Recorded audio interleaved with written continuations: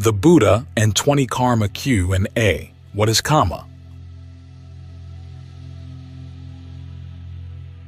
1. What is kamma? The word kamma has two meanings, depending on context. Primarily, it means intentional actions in thought, word, and deed. Secondarily, the results of intentional actions, past or present, which are shaped by the quality of the intention behind those actions. 2. How do actions determine results? Skillful intentional acts, those that would lead to no harm for yourself or anyone else, tend toward pleasant results. Unskillful intentional acts, those that would lead to harm for yourself or others, or both, tend toward painful results. It's important to emphasize the word tend here, as there's no ironclad, tit-for-tat deterministic connection between an intentional act and its results. One of the Buddha's images for kamma is a seed. When you plant a bitter melon seed, it'll tend to produce a bitter melon vine. When you plant a grape seed, it'll tend to produce a grapevine.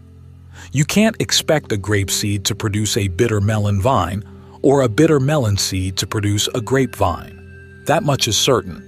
But as to whether either seed will produce a strong, healthy vine depends on more than just the health of the seed.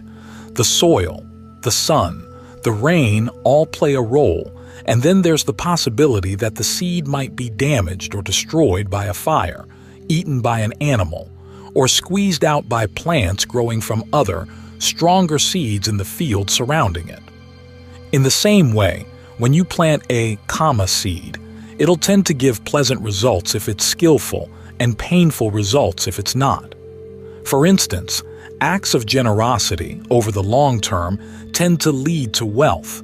Taking intoxicants tends to lead to mental derangement. But how strong those results will be and how long they will take to ripen will depend on many factors in addition to the original actions, the actions you've done before, the actions you've done after, and in particular, the state of your mind when the results are fully ripe. In fact, this last factor, how your mind acts around the ripening of old kamma seeds, is the most important factor determining whether you suffer from those results. If your present actions, your new kamma, are unskillful as they engage with the results of old kamma, you can suffer even from the results of good past kamma. If your present kamma is skillful, it can minimize the suffering that would come from bad past kamma. For instance, if you treat the pleasure coming from past good kamma as an excuse for pride or selfishness, you're going to suffer. If you treat the pain coming from an unskillful action as an opportunity to comprehend pain so as to release yourself from its power, you'll suffer much less. 3. If your intentions influence the quality of the result, does this mean that every action done with good intentions will tend toward a good result? For an intention to give good results, it has to be free of greed, aversion, and delusion. Now, it's possible for an intention to be well-meaning but based on delusion, which can easily disguise subtle aversion or greed. When that's the case, acting on the intention would lead to bad results. Believing, for instance, that there are times when the compassionate course of action would be to kill, to tell a lie, or to have illicit sex. To give good results, an action has to be not only good but also skillful. In other words, free of delusion. To minimize delusion, you have to gain practical experience in what actually gives good results in the long term, and what doesn't. This is why the Buddha taught himself to develop 3 qualities in his actions. Wisdom, aiming to act for long-term happiness. Compassion, intending not to harm anyone with his actions.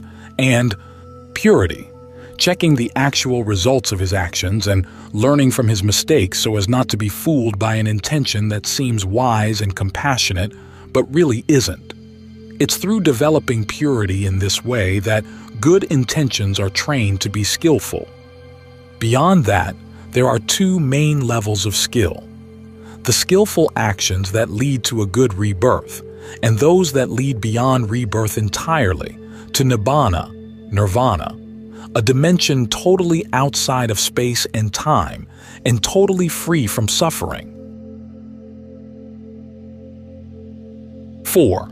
How long do the results of kamma last? This depends on the original action and on the action surrounding it.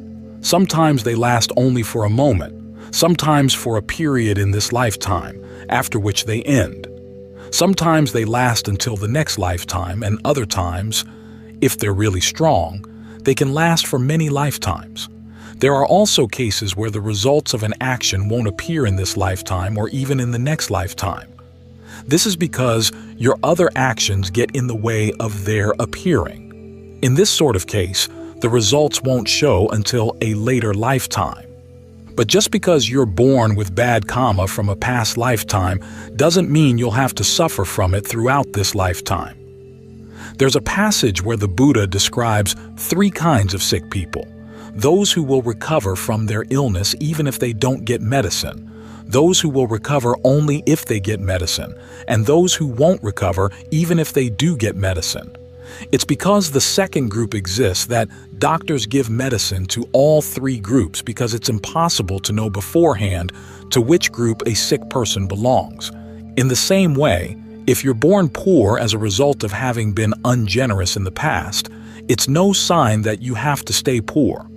Some people get out of poverty with little effort on their part. This is a case where the old kamma simply runs out on its own. Some get out of poverty only if they make an effort, a case where new kamma can hasten the end of the old kamma.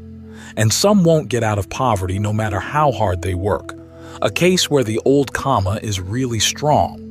It's because the second group exists that people should do what they can to counteract the bad effects of old kamma.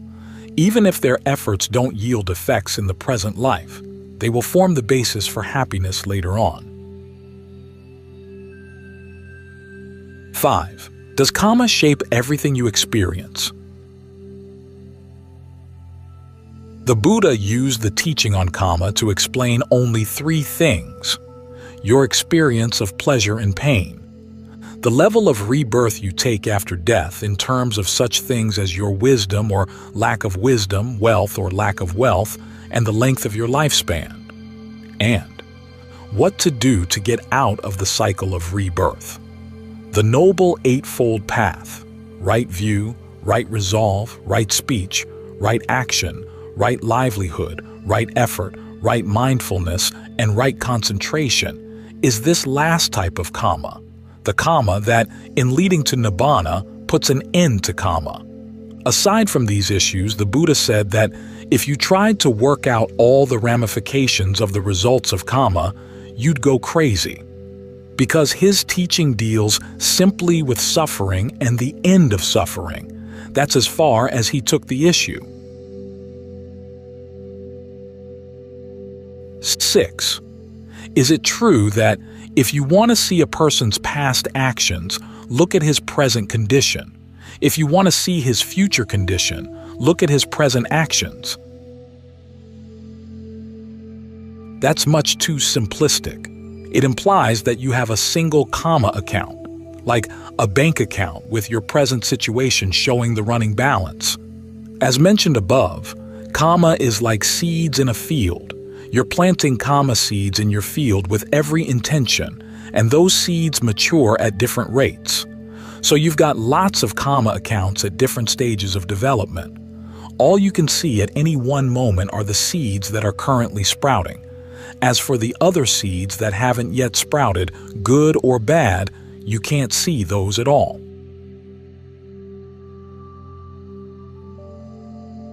7. Is there a general principle underlying the way these kamma seeds interact? Yes. In describing the factors leading to suffering, the Buddha explained the underlying pattern as a combination of 2 causal principles. In the first principle, results arise at the same time that their cause arises and disappear at the same time that the cause disappears. When this is, that is. When this isn't, that isn't. This is causality in the present moment. In the second principle, the arising of a cause leads to the arising of the result, either in the present or at a later point in time. The cessation of the cause leads to the cessation of the result, again, either in the present or at a later point in time. From the arising of this comes the arising of that. From the cessation of this comes the cessation of that. This is causality that can extend over time. An example of the first principle would be when a mental pain comes as soon as a desire arises and ceases as soon as the desire ceases. An example of the second principle would be when a desire gives rise to an action, either immediately or later in time. Because the desire will stop at some time, the action and its results will eventually have to stop as well, even though they may outlive the desire. These two principles constantly interact, so that, in terms of kamma, your present experience is shaped by three factors. The results of past intentions, and this includes all your sense spheres, eye, ear, nose, tongue, body, and mind.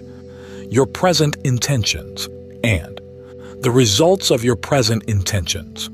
Past intentions provide you with the raw material or potentials for your present experience, but your present intentions are what shape those raw potentials into your actual experiences, in the same way that a cook takes raw ingredients and prepares food that can be eaten. Because the results of many past actions, as they ripen, could be offering all sorts of raw materials at any point in time, and because you're potentially free to create any type of new kamma at all, these conditions can interact in many complex ways. In fact, in your experience of the present, your current intentions come prior to your awareness of the senses.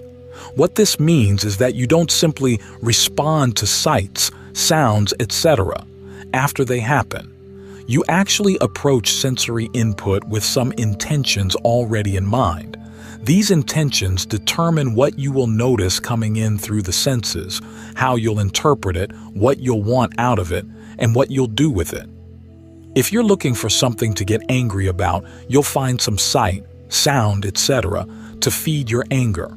If you're looking for reasons to be kind to someone, you'll find them. As we noted above, if these present intentions are unskillful, they'll lead you to suffer even from pleasant sights, sounds, etc.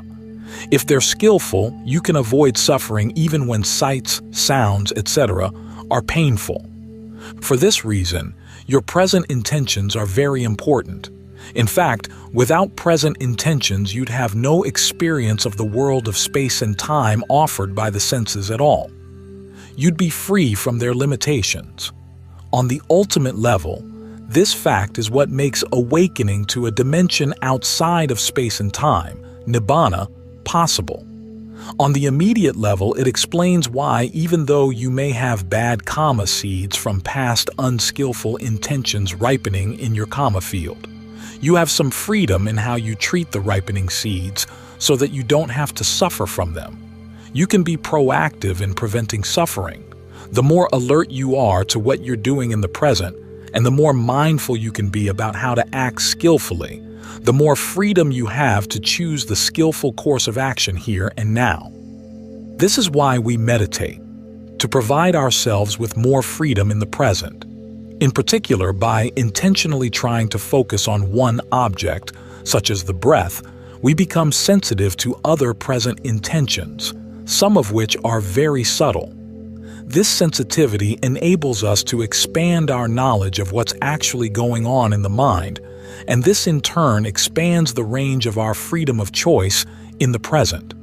We're better able to train the mind in the skills it needs to create positive present kamma, to deal positively with the raw material from past negative kamma, and eventually to go beyond the kamma of intentions entirely. That's how suffering comes to an end. 8. If there's freedom of choice in the present moment, Does this mean we have free will? To a certain extent. As with so many other issues, the Buddha took a middle path between the two extremes of determinism and total free will.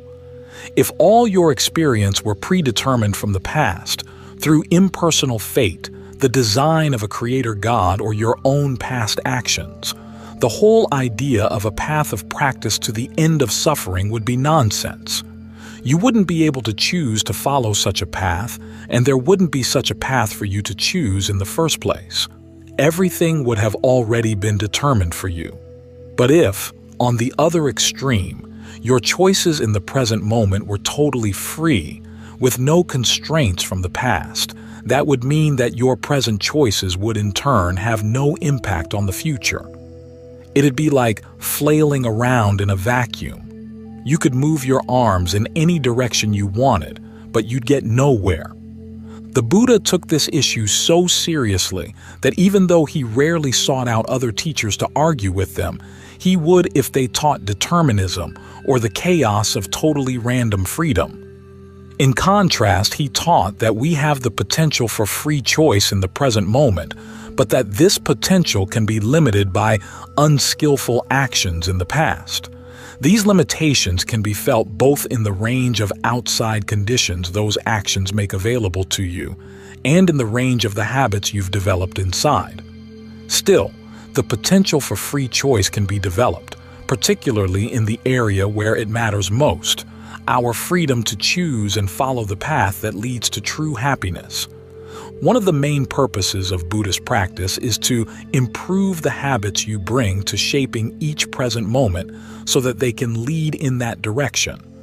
Take, for instance, the 3 habits that the Buddha recommended as part of the practice of mindfulness so that it would lead to concentration and discernment.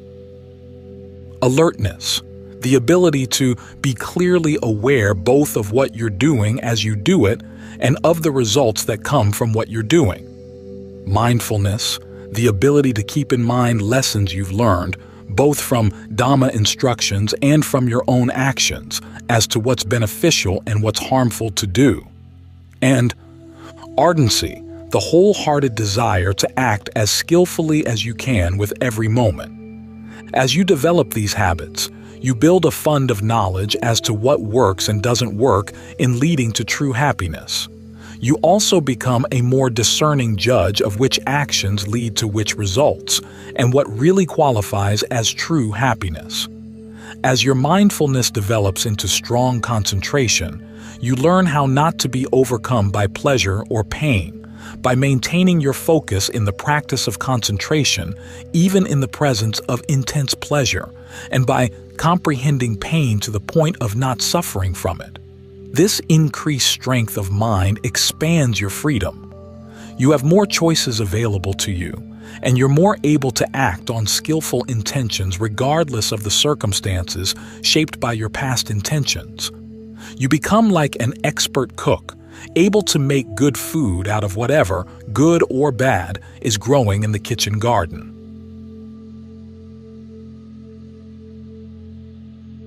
9. When people talk about kamma, why do they tend to focus on the punishments and hardships coming from past kamma? Because they ignore the positive role that present kamma can play in shaping your life. They think that past kamma is deterministic, leaving you helpless in the face of misfortune in the present moment, which is not how the Buddha taught kamma at all. In fact, when he introduced the topic of kamma to his listeners, he focused on how it empowers you in the present moment, at the same time allowing for qualities we all know to be good, like generosity and gratitude, to actually make sense. Here's why. In terms of empowerment, the Buddha's teachings on kamma and causality explain why we can develop skills that lead to the end of suffering. On the one hand, because certain actions tend to lead to certain results, we can learn from past actions the general pattern as to what would and wouldn't work in leading to more happiness. If the relationship between actions and results were totally random, we couldn't learn any skills at all. On the other hand, If past actions totally determined your present situation, including your present actions, you wouldn't have the freedom to choose to learn a skill in the first place. So the Buddha's combination of causal influences plus freedom of choice provides just the right conditions for why we can develop skills in our actions that will lead to the happiness we desire. As for the good qualities of the heart, if our actions were totally predetermined, generosity would be nothing special. People would give, not because they wanted to, but because they had no choice. There would be no reason to be grateful for the goodness that other people have done for us. They would have had no choice in the matter. But because people do have some freedom of choice, the choice to be generous is something praiseworthy. It means that you are sensitive to the needs of others and can restrain your own selfishness and greed. And when other people help us, they deserve our gratitude. Their help may have caused them hardships, but they went ahead and did it for us anyway out of the goodness of their hearts. In fact, one of the first lessons the Buddha teaches about freedom of choice is in the practice of generosity. It's when we first give a gift, not because we are told to, but because we want to, that we begin to realize that we don't have to be driven by our selfishness and greed. To protect the sense of freedom around this act, he taught his monks not to put any pressure on their supporters to give. Instead, monks should teach people to give where they feel inspired. That's how freedom of choice becomes real in people's lives. 10. You say that certain actions tend to lead to certain results. Can you give some examples? Yes. On the unskillful side, the Buddha noted these tendencies: killing, to a short life; stealing, to loss of wealth; sexual misconduct, having sex with minors, with people already in another committed relationship, or with those who have taken a vow of celibacy; to rivalry and revenge; telling lies; to being misrepresented and falsely accused; divisive speech, to the breaking up of your own friendships; harsh speech, to hearing unappealing sounds; idle chatter, to hearing words that aren't worth taking to heart; taking intoxicants, to mental derangement; beating others, to sickness and poor health; being ill-tempered and easily angered, to ugliness; being envious, to being uninfluential; being ungenerous, to poverty; being disrespectful and arrogant, to a low birth; not asking knowledgeable people about what to do to bring about long-term happiness, to a lack of discernment. These are actually some of the slightest results coming from these actions. If you engage in them repeatedly, they can lead to the lower realms of rebirth, such as rebirth as a common animal, in hell, or as a hungry ghost. In Buddhism, all of these states are temporary and will end when the power of the actions leading there runs out. It's also possible for unskillful actions to have a snowball effect, in which one unskillful action makes it more likely that you'll engage in more unskillful actions, at the same time putting yourself in a position where you don't want to hear the truths about the long-term results of your unskillful actions. This increases the likelihood that you'll do even more unskillful things. The pursuit of power is particularly harmful in this way. You have to harm those who threaten your power, and when you get used to doing harm, you don't want to hear the truth of what harmful actions can do to you. This makes it less and less likely that you'll change your ways, SS 31.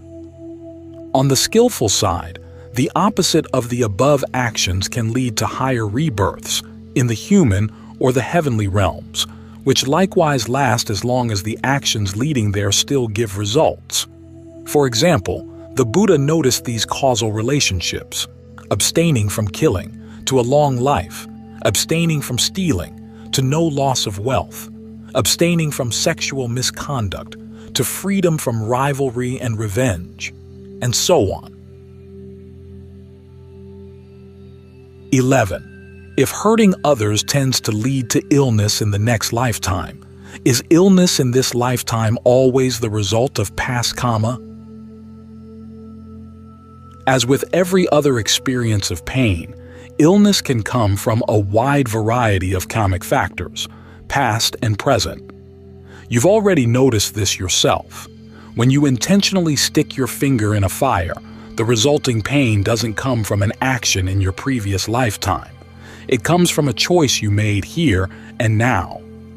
The Buddha himself argued against the idea that all pain comes from past karma, and in the course of his argument he provided a list of other factors that could give rise to illness. The list comes from the medical beliefs of his day, and although it includes a lot of other causes besides past karma, things like a chemical imbalance in the elements in the body, the change of the seasons, or poor care of the body, all the causes included in the list come under what, in another discourse, he identifies either as past karma or present karma. So his list conveys 2 points. First, when the karma leading to a disease plays out, it can often fall under the laws recognized by science. When it does, as when it's a result of poor diet or body chemistry, the knowledge of medical science can be used to alleviate it, if the person has the good karma to be able to find the proper treatment. Second, some diseases come primarily from past karma, some primarily from present karma. If it's a present karma disease, coming, say, from poor treatment of the body or unhealthy attitudes in the mind, it can go away when the present karma changes. If it's a past karma disease, there are times when treatment in the present can make it go away, in which case, the seeds of good karma are ripening to counteract the effect of bad karma seeds. But there are also times when the past karma is so strong that no treatment will help it. In cases like this, though, your present karma, your attitudes, intentions, and mental skills can be changed so that even in the face of the illness in the body, your mind doesn't have to suffer. 12. Can kamma get in the way of making progress in Dhamma practice? When the Buddha talks about people who can and can't achieve awakening even though they hear the Dhamma, he focuses primarily on present kamma, whether you're paying attention, whether you have respect for the Dhamma, and whether you want to understand. But he also mentions some cases where past karma can get in the way, the prime case being when a person is born with dull discernment. However, even if your discernment is dull, there are ways of compensating for it. As the Buddha recommends, try to find wise people and ask for their advice as to what's skillful or not, what's blameworthy or not, what, when you do it, will lead to long-term happiness, what, when you do it, will lead to long-term harm and suffering. Then try to put their instructions into practice and ask them questions when you don't get good results. Still, there are 5 actions that, if committed in the present life, can make it impossible to gain awakening in this life or even to go to a good rebirth immediately after death. They can have this effect even if the person who has done them otherwise has a favorable attitude toward the Dhamma. These actions are killing one's mother, killing one's father, killing an arahant, a fully awakened follower of the Buddha, causing the Buddha to bleed when doing this through malicious intent, and causing a split in the Sangha, the order of monks. If done in a previous lifetime, these actions don't make progress impossible. One of the Buddha's foremost disciples is said to have killed his parents in a lifetime eons ago, but their consequences can persist in other ways for a long time. For this reason, you should avoid these actions at all cost.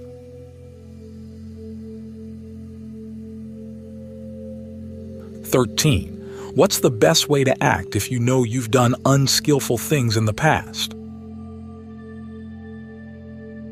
First off, remember that each moment that you're still alive gives you the opportunity to change your ways and engage in skillful actions. And remember, too, that actions tend to give certain results, and that these tendencies can be strengthened or weakened by other actions. This means that if you've been acting unskillfully but then, seeing the error of your ways, begin to act more skillfully, your newer actions will weaken the results of your older, unskillful actions. In fact, the Buddha points out that simply affirming the intention to act skillfully is already a positive first step. So if you've done something unskillful, recognize that the action was unskillful and wrong, but that feelings of remorse and guilt won't undo what you've already done. In fact, too much remorse or guilt can actually sap your confidence that you can change your ways. Then resolve never to repeat that action again. To strengthen your resolve, both for your own good and for the good of others, spread thoughts of goodwill and compassion to yourself and to all beings. If you can maintain an attitude of goodwill to all, wishing for everyone to act in ways that will lead them to true happiness, and being happy to help everyone in that direction, you'll be less likely to do them or yourself any further harm. 14. Can you get out of the consequences of unskillful actions by getting other people to do them for you? No.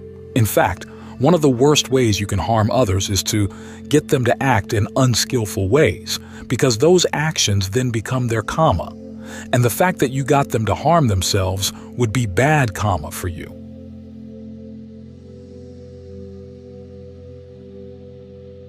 15.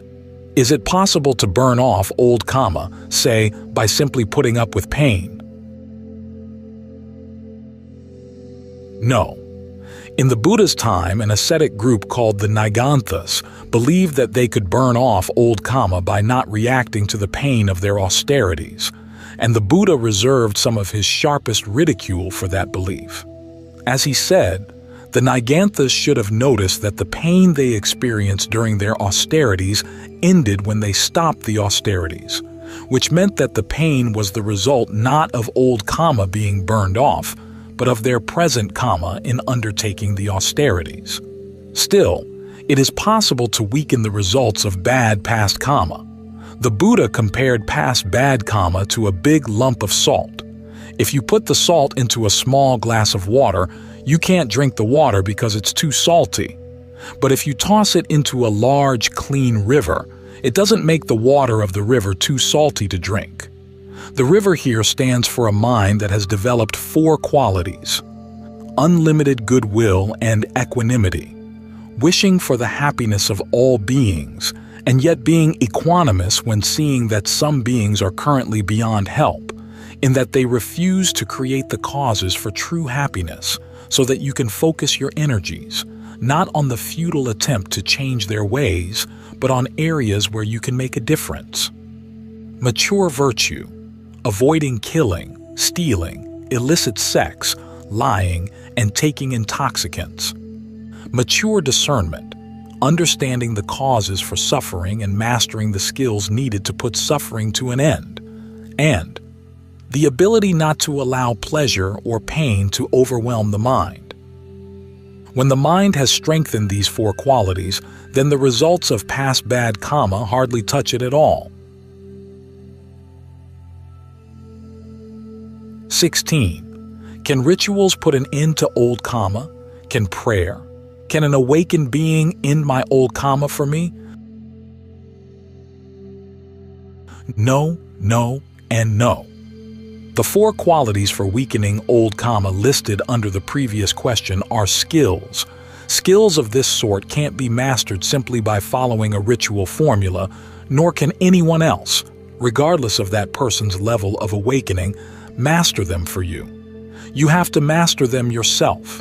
As for prayer, you can, as a way of focusing your intention, make a determination to master these skills, but prayer on its own won't be enough to do the job. As the Buddha said, if results could be obtained simply through prayer, who in the world would be ugly, in pain, or die young? 17. Does forgiveness have any effect on kamma? It can't erase the effects of old bad kamma, but it can help prevent new bad kamma. When people wrong you, it's always wise to forgive them.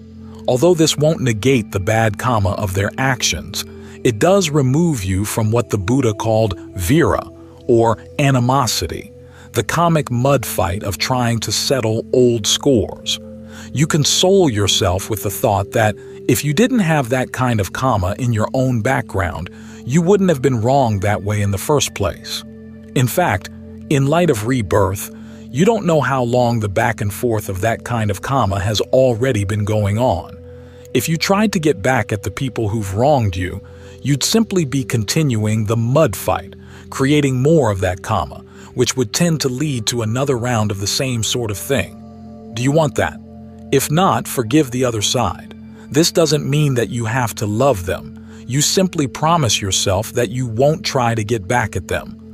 By being generous with your forgiveness, you pose no danger to others, even those who have wronged you, and in that way you pose no danger to yourself. And by setting a good example in this way, you might also inspire others to be forgiving as well. This will help them pose no danger to themselves either. In this way, you not only think thoughts of goodwill, but also show goodwill in action to all sides. As the Buddha said, animosities aren't ended by more animosity, but by putting animosity aside. 18. Can we know who we've had kammic relations with in previous lifetimes? There are some people who can develop that ability in their meditation. However, the Buddha didn't encourage speculation in this area because it would get in the way of trying to free yourself from kamma, which is what his teaching is all about. And he commented once that, given how very, very long the process of rebirth has been going on, it would be hard to find someone who hadn't been your mother, your father, your sister, your brother, your daughter, or your son in a previous life. Our roles have switched around that much.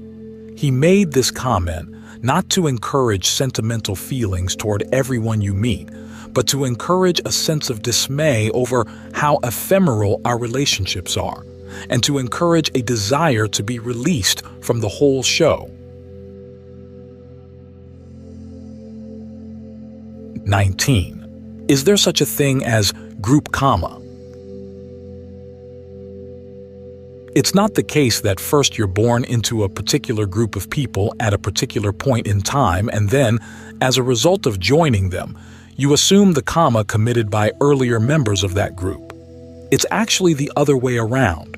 First, through your own individual intentions, you develop a particular type of kamma. Then you're born into a group of people who have similar kamma in their individual backgrounds. In the Buddha's terms, we're kamma related, or related through our kamma. What this means is that if a particular group, a family, a nation, suffers hardships, it's not because earlier members of that group created bad kamma. It's because the individuals currently in that group have bad kamma in their own individual backgrounds. And remember, people are not always reborn, life after life, in the same family, ethnic group, nation, gender, or even species. Sometimes a person goes from a class of oppressors to a class of the oppressed, and sometimes back. The Buddha's image is of a stick thrown up into the air. Sometimes it lands on its base, sometimes on its tip, sometimes smack on its middle. We're slippery characters, changing roles all the time. 20. As a summary, what would be a good way to teach children some healthy lessons about kamma? You might try the lessons the Buddha gave to his own son, Rahula. First, he taught Rahula how important it was to be truthful, and this means being truthful to yourself as well as to others. In the Buddha's words, a person who feels no shame at telling a deliberate lie is totally empty of goodness. Truth is the basis for all progress in the life of the mind, and forms the basis for all the Buddha's remaining instructions on how to learn from your actions. You can't learn from your actions unless you're true to yourself in admitting what you did and why. The Buddha then taught Rahula to examine his actions as he would examine his face in a mirror. Before acting, in body, speech, or mind, Rahula should ask himself if he foresaw any harm coming from the action, either for himself or for others. If he foresaw harm, he shouldn't do the action. If he didn't foresee any harm, he could go ahead and act. While acting, he should check the immediate results coming from his action. If any harm came up, he should stop the action. If not, he could continue with it. After the action was done, he should check the long-term results of the action. If it actually did cause harm, then if it was an act in body or speech, he should talk it over with someone more experienced on the path. For a child at present, this would mean talking it over with his or her parents. This gives the child the opportunity to learn from the parents' experience, assuming that the parents are wise enough not to make the child regret being open and honest with them.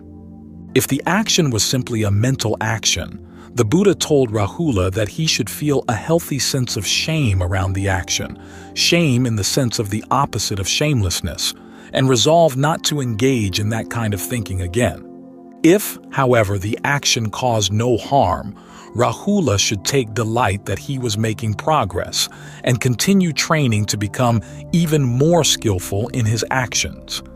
These instructions in how to learn from your mistakes give at least 3 sorts of lessons about kamma. A. First, they teach some important lessons about action in general. 1. You have the ability to choose how to act. 2. Actions have results. 3. Your intentions are important in determining results, but good intentions are not enough. You have to learn how to make your intentions skillful by looking at the results your actions actually give, so that you get more experienced in anticipating the results that will come from your actions. 4. The results coming from your actions follow a pattern. If they didn't, you wouldn't be able to learn any lessons from actions today that would apply to actions tomorrow. 5. This pattern can show itself both in the present and over time. This relates to the 2 principles underlying actions. The Buddha's recommendation to examine the results of actions while doing them relates to the first principle, that actions can shape the present moment. When you slam the door on your finger, you don't have to wait for the next lifetime to feel the pain. The Buddha's instructions to check the long-term results of the action relate to the second principle, that actions can take time to show their results. When you plant a seed, it'll take time, sometimes a lot of time, for the plant to mature.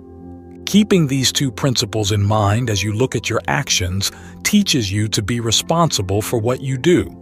Seeing results in the present shows you that you don't have to be a passive victim of present circumstances.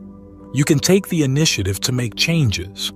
Seeing results that take time to ripen teaches an important lesson in delayed gratification.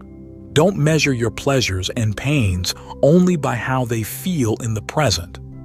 Think about the long-term harm that can come from indulging in some pleasures, and the long-term benefit that can come from doing difficult tasks. 6. Even if you've acted unskillfully in the past, you can change your actions now and into the future. This is perhaps the most important lesson of all. B. To carry through with these instructions develops some important character traits. Heedfulness, in realizing that your actions can mean the difference between benefit and harm. Compassion, in not wanting to do harm to anyone. Truthfulness, in being willing to admit your mistakes. Integrity, in taking responsibility for any harm you've done. Wisdom, in being able to convince yourself to choose your actions based on the long-term results they'll give, and not on your moods as to what you like or don't like to do. C. Finally, carrying through with these instructions also develops the 3 qualities, mentioned above under question 8, needed to develop mindfulness and concentration. Alertness, in clearly seeing what you're doing while you're doing it, along with the results that come from your actions. Mindfulness, in remembering to examine your intentions and actions at all times, and in remembering lessons you've learned from past actions. And ardency, in trying to do your best to avoid harm. These are some of the ways in which the Buddha's instructions to Rahula provide an excellent introduction for children in how to understand the principles of kamma and make good use of them in their lives. And of course, these lessons aren't meant only for children. Adults can benefit from following them as well.